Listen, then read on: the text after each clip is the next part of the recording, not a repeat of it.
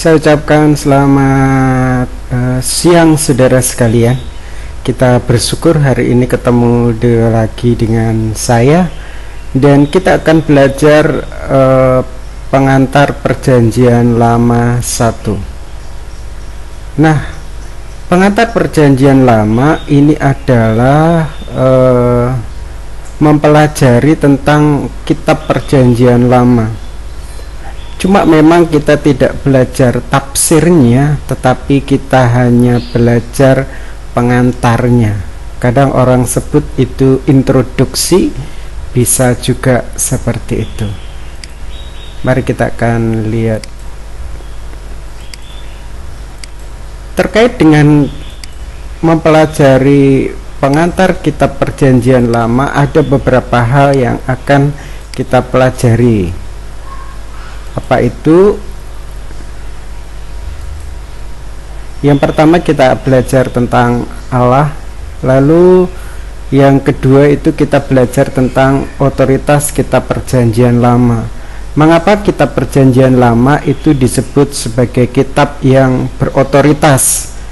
Apa alasannya? Lalu selanjutnya kita akan belajar tentang keunikan kitab perjanjian lama. Kita juga akan belajar tentang sejarah kitab perjanjian lama. Lalu kita belajar tentang dunia perjanjian lama, belajar juga tentang Palestina, wilayah-wilayah yang ada di Palestina, dan terakhir kita akan belajar bangsa Israel sebagai negara. Yang pertama kita akan belajar tentang Allah. Ya, secara umum kita tahu bahwa Allah adalah pencipta segala sesuatu. Nah, dalam menyatakan dirinya, biasanya Allah kita kenal dengan istilah penyataan umum dan penyataan khusus. Penyataan umum itu Allah menyatakan dirinya, menyingkapkan dirinya secara umum. Biasanya kita melihatnya dengan alam semesta. Alam semesta merupakan bukti dari penyataan Allah secara umum. Jadi kalau ada alam berarti ada yang menciptakan. Siapa dia? Ya Allah. Lalu yang kedua itu penyataan khusus. Nah, penyataan khusus itu adalah penyataan Allah secara khusus kepada umat manusia, dan itu nyata dalam pribadi Yesus Kristus. Nah, Yesuslah wujud dari Allah yang menjelma menjadi manusia, dan Alkitab itu sebagai bukti tertulis dari firman yang dinyatakan oleh Allah. Nah, Alkitab kita itu ada perjanjian lama dan juga perjanjian baru. Nah, khusus untuk bagian ini kita akan belajar kitab perjanjian lama. Nah, dalam pendahuluan belajar kitab perjanjian lama, kita akan mempelajari kenapa kita mengakui bahwa kitab perjanjian lama itu adalah kitab yang difirmankan oleh Tuhan sebagai kitab yang berotoritas. Nah, kita tahu bahwa kitab perjanjian lama itu terdiri dari 39 kitab. Nah, memang kalau kita pelajari nanti di kanonisasi itu sebenarnya waktu itu banyak kitab, tetapi hanya 39 kitab saja yang diakui sebagai kitab yang berotoritas. Pertanyaannya, kenapa kitab perjanjian lama yang saya sebutkan tadi itu disebut sebagai kitab yang berotoritas? Alasan pertama, karena kitab itu adalah penyataan diri Allah. Ada banyak ayat di dalam kitab perjanjian lama yang menyatakan bahwa Allah berfirman. Jadi itulah wujud bahwa Allah menyatakan dirinya supaya dikenal oleh umat manusia melalui firman-Nya, yaitu Alkitab. Lalu yang kedua, Kenapa kitab perjanjian lama disebut kitab berotoritas? Karena kitab perjanjian lama adalah tulisan yang diilhamkan oleh Allah. Apa itu diilhamkan? Di mana Tuhan memimpin para penulis Alkitab untuk menuliskan firman-Nya tidak salah. Nanti kita akan pelajari lebih jauh terkait dengan inerensi dan seterusnya. Lalu yang selanjutnya, kenapa kitab perjanjian lama berotoritas? Karena Tuhan Yesus dan para muridnya mengakui otoritas kitab perjanjian lama sebagai kitab yang diilhamkan oleh Allah. Oleh karena itu, kalau kita lihat Tuhan Yesus mengutip kitab-kitab Taurat, kitab-kitab Musa, dan mengakuinya sebagai kitab yang diilhamkan oleh Allah. Demikian juga para muridnya. Lalu 2 Timotius pasal 3:16, lalu 2 Petrus pasal 1 ayat 20-21. Di sana dijelaskan tentang segala tulisan yang diilhamkan. Grab P itu tulisan-tulisan, dan itu menunjuk pada kitab-kitab terdahulu, yaitu kitab-kitab perjanjian lama, termasuk di dalamnya sebagai kitab yang diilhamkan oleh Allah. Jadi kenapa kitab perjanjian lama itu berotoritas? Karena kitab perjanjian lama adalah penyataan Allah, adalah tulisan yang diilhamkan. Tuhan Yesus, para murid dan para rasul mengakui otoritas kitab PL sebagai kitab yang diilhamkan berdasarkan 2 Timotius 3:16 dan 2 Petrus 1 ayat 20-21. Iya, itu kitab PL berotoritas. Mari kita akan lihat keunikan kitab perjanjian lama. Apa saja keunikan kitab perjanjian lama? Yang pertama itu dari sisi tahun penulisan. Mari kita lihat.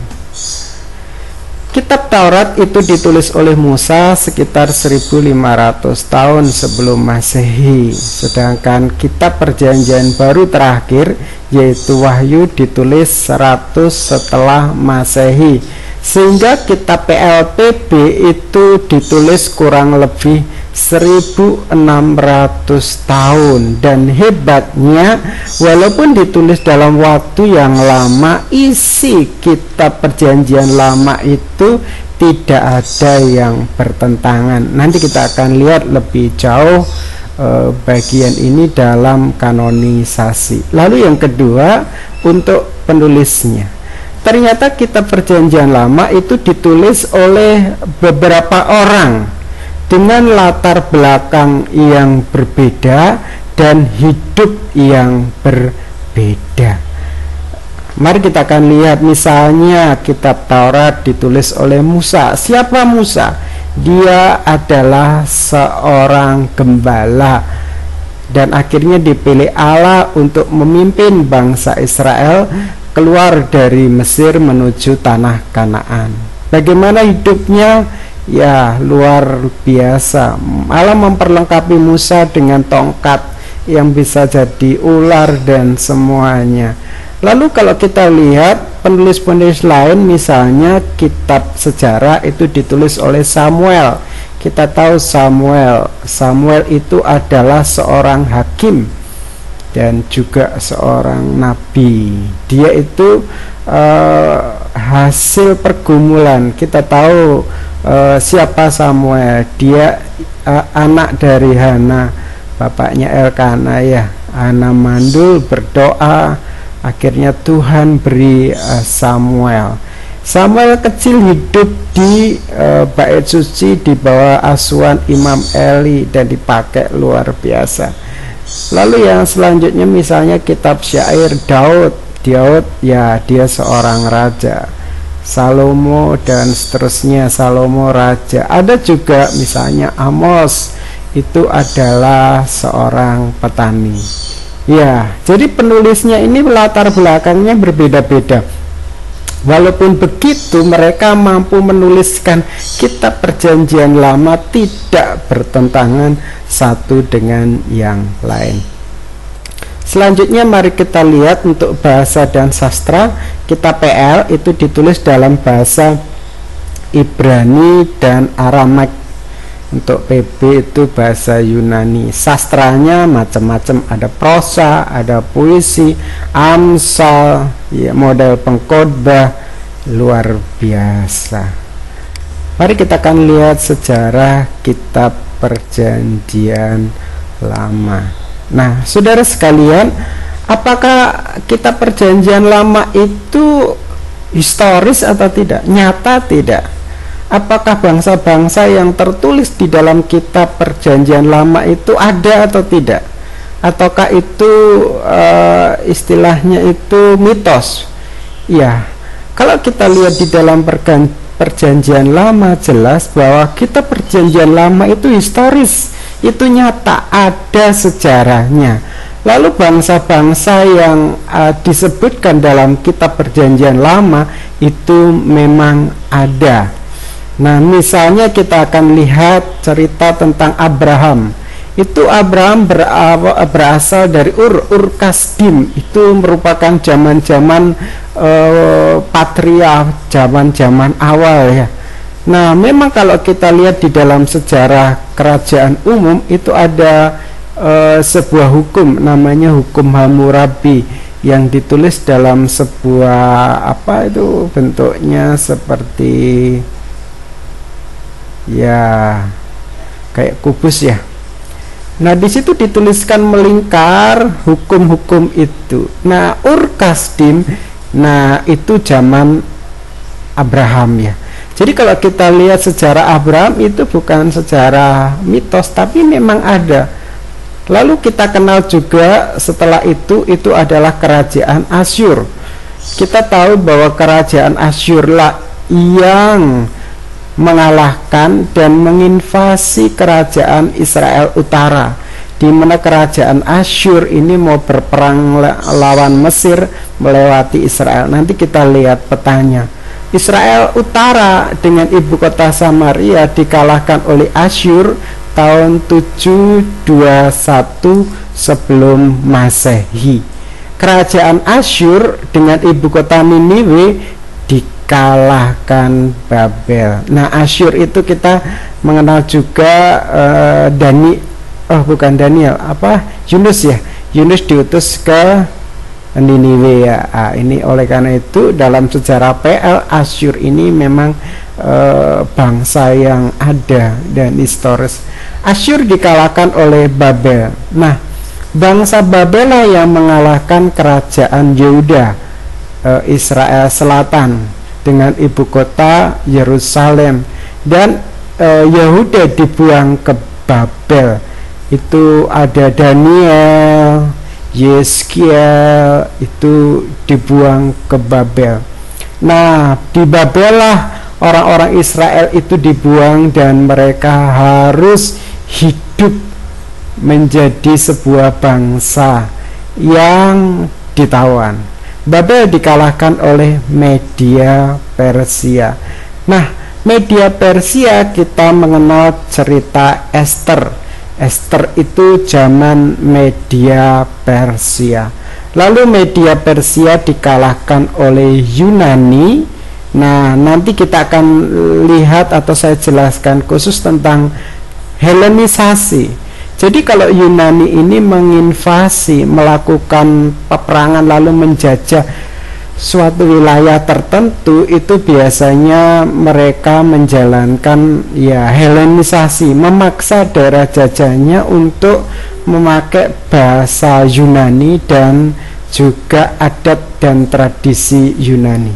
Yunani dikalahkan oleh Romawi, ini zaman Perjanjian Baru. Nah, itu bangsa-bangsa yang ada di atas, nanti kita akan lihat. Sedangkan bangsa-bangsa yang ada di bawah Israel itu adalah bangsa Mesir.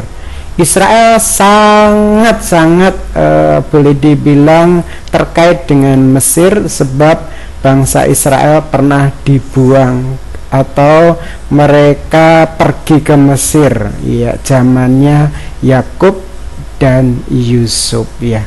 Walaupun akhirnya mereka dibawa kembali ke Kanaan oleh Musa dan Yosua.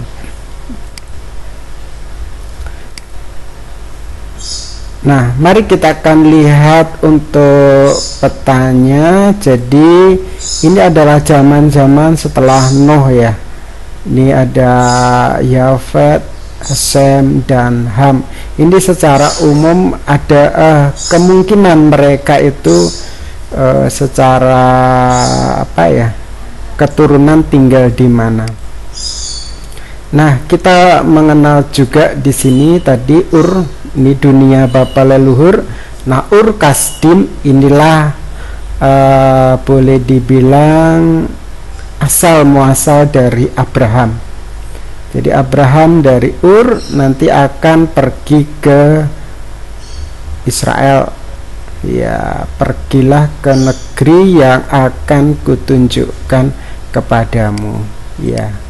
Nah, ini perjalanan Abraham dari Ur ke Israel, ke Kanaan lah begitu. Jadi dari Ur lewat sini, lalu sampai Haran, baru mutar. Pertanyaan, ya, kenapa harus mutar, kok tidak langsung lurus? Nah, ini padang gurun. Abraham bawa ternak dan bawa keluarga. Kalau lewat padang gurun pasti ya kesusahan. Nah, kita lihat nih, segini ini 327 km. Berarti ini 300, mungkin jarak ini sekitar 1000 km. Kalau ke sini ya lebih jauh lagi. Nah, itu perjalanan Bapak Abraham.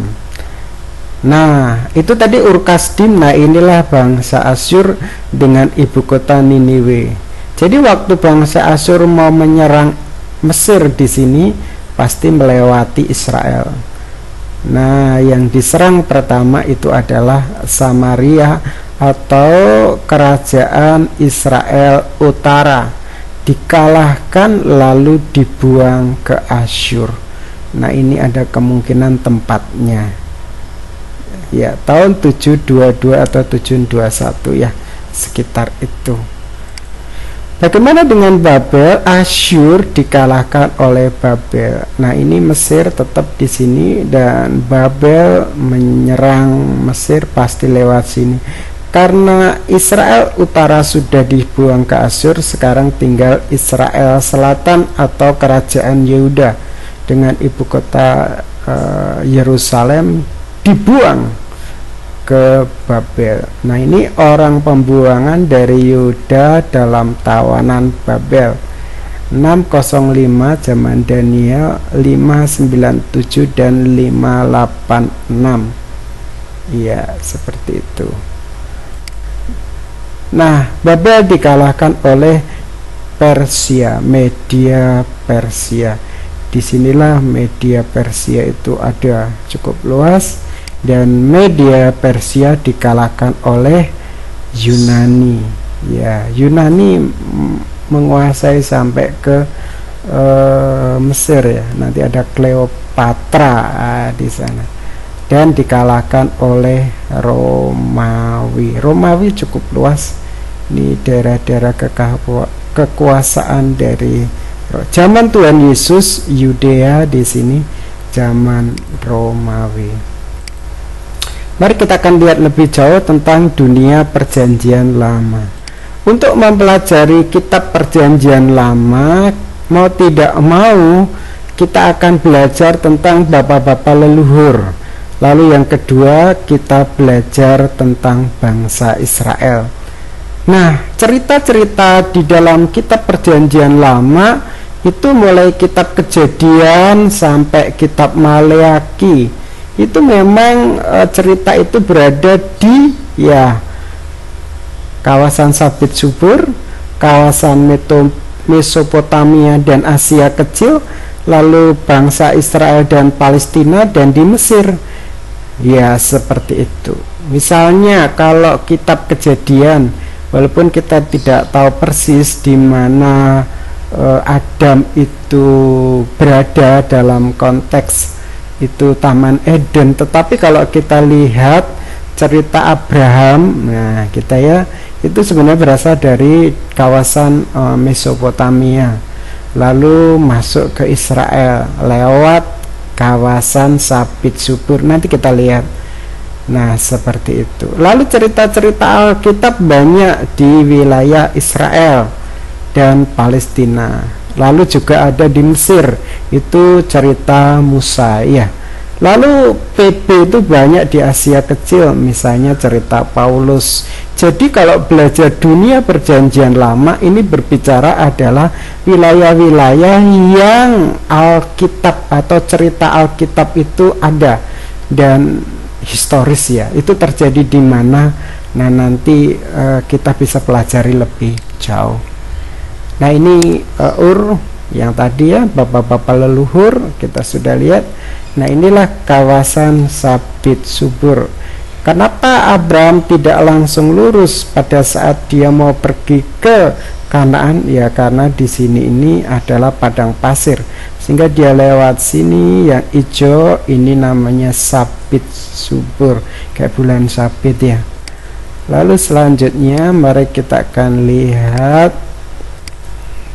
Nah ini wilayah-wilayah Asia Kecil. Kalau kita lihat di Alkitab itu begitu banyak cerita-cerita yang berasal dari sini. Misalnya perjalanan Paulus itu ada daerah sini ya. Ya seperti itu. Nah kita masuk ke ini adalah Israel atau daerah Palestina ya.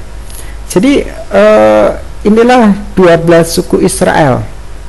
Dan cerita-cerita Alkitab banyak di sini, PB maupun PL. Nah, seperti itu. Ini Yerusalem ada di sini. Ya. Selanjutnya mari kita akan lihat. Nah, kita juga tidak bisa lepas dari Mesir ya. Alkitab banyak menceritakan tentang Mesir.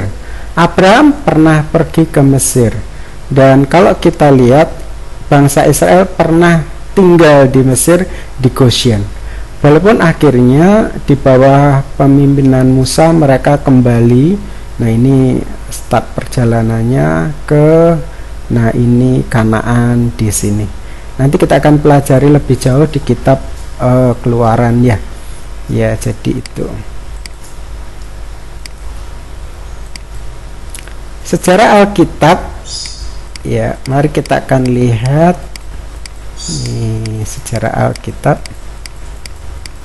Ini saya buat diagram untuk mempermudah. Jadi Alkitab diawali dengan Adam. Allah menciptakan manusia pertama Adam. Adam punya anak Kain Habil. Kain membunuh Habil dan seterusnya. Lalu cerita Alkitab dilanjutkan dengan cerita Nuh, di mana zaman Nuh itu ada air bah ya. Lalu dilanjutkan dengan menara Babel, itu pasal 11. Lalu setelah itu Tuhan memilih Abraham. Abraham dipilih dan Abraham menjadi cikal bakal dari bangsa Israel. Abraham punya anak Ishak, Ishak punya anak Yakub, Yakub punya anak Yusuf. Masih kitab Kejadian. Yusuf ya, akhirnya sama saudara-saudaranya dijual. Pergilah mereka Yusuf ke Mesir. Di Mesir Yusuf menjadi penguasa. Pada saat terjadi kelaparan di tanah Kanaan, Yakub menyuruh saudara-saudara Yusuf beli makanan di Mesir. Dan akhirnya Yakub pergi ke Mesir karena di sana ada makanan. Setelah Yusuf mati dan semuanya, akhirnya bangsa Israel di Mesir ditindas karena ada Fir'aun baru. Lalu mereka berteriak minta tolong. Tuhan kirim Musa untuk membawa mereka kembali ke Kanaan. Musa membawa bangsa Israel kembali ke Kanaan, tapi Musa tidak bisa masuk ke tanah Kanaan. Musa diganti oleh Yosua. Yosua memimpin bangsa Israel masuk ke tanah Kanaan dan membaginya menjadi 12 suku Israel. Setelah Yosua mati, diganti oleh tua-tua Israel. Setelah tua-tua Israel diganti oleh hakim-hakim. Ada di sana Yefta, Gideon, Simson. Nanti kita akan pelajari waktu belajar kitab hakim-hakim. Pada zaman Samuel, orang Israel minta raja. Akhirnya Tuhan pilih raja, yaitu Saul. Saul digantikan oleh Daud dan Daud digantikan oleh Salomo. Pada zaman Salomo, kerajaan pecah jadi dua, yaitu kerajaan Israel Utara dengan Yerobeam dan Israel Selatan dengan Rehabeam. Bangsa Israel Utara dibuang ke Asyur tahun 721 atau 722. Lalu kalau kita lihat, Asyur dikalahkan oleh Babel. Nah, Babel inilah yang mengalahkan kerajaan Yehuda atau Israel Selatan, yang ini waktu itu Yerobeam, di sini ada Rehabeam ya. Orang Yehuda dibuang ke Babel. Nah, itu ada Daniel. Dan juga nanti kita akan lihat itu ada Yeskiel. Babel dikalahkan oleh Media Persia zaman Ester. Nah, pada zaman Media Persia inilah ada dekrit yang dikeluarkan oleh Raja Persia supaya orang Israel boleh kembali ke Yerusalem. Nah, akhirnya kloter pertama dipimpin oleh Zerubabel. Mereka kembali dari pembuangan ke Yerusalem untuk membangun bait suci dan tembok Yerusalem. Lalu Zerubabel diganti Nehemia, lalu ada Ezra, dan akhirnya mereka mendirikan Yerusalem. Nah, ini cerita singkat tentang sejarah kitab Perjanjian Lama secara kronologis. Nah, kitab-kitab di dalam kitab Perjanjian Lama kapan terjadi itu ada di sini. Misalnya Ester, Media Persia, Yusuf, ya, Keluaran, Daud, sekitar ini. Bagaimana dengan Elia? Ini zaman raja-raja ya. Nah, di sini posisinya. Daniel pembuangan. Hagai, Esra, Nehemia, lalu juga Maleaki itu setelah pembuangan. Nanti kita akan belajar itu pada saat kita mempelajari kitab-kitab introduksi kitab-kitab PL ya. Ya, saya rasa cukup itu untuk pendahuluan kita belajar kitab Perjanjian Lama. Tuhan Yesus memberkati.